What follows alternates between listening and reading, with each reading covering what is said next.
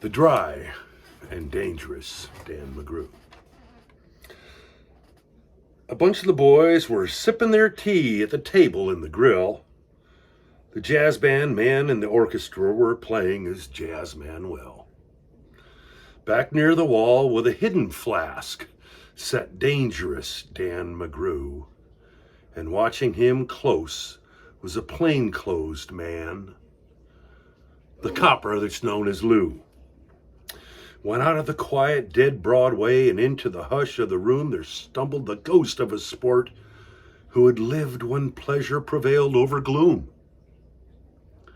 He looked like a man who had sipped of the grape, but he wasn't exactly a souse. And he summoned a waiter, and, avoiding delay, called for drinks on the house. Then a laugh went round, and the diners smiled as they whispered, "What a jay!" And the waiter, sleepy and heavy-eyed, asked, "How do you get that way?"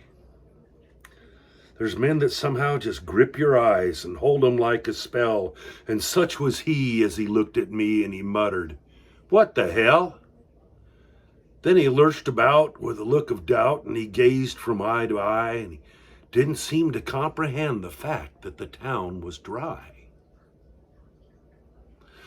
And I got to figuring who he was and wondering what he'd do, and I turned my head, and there watching him was the copper that's named Lou.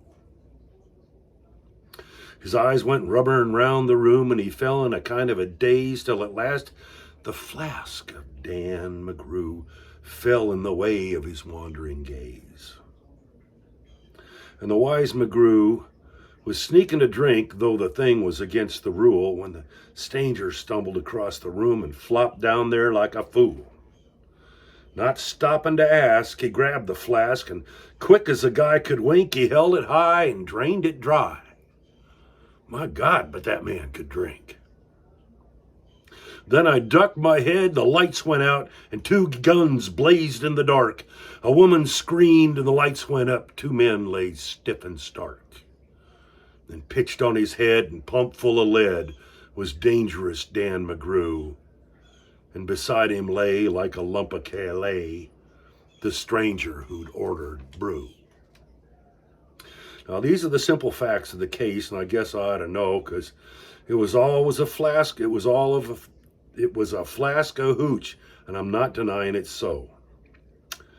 I'm not so wise as the lawyer guys, but strictly between us two, the fellow that shot him and raided the joint was the copper that's known as Lou.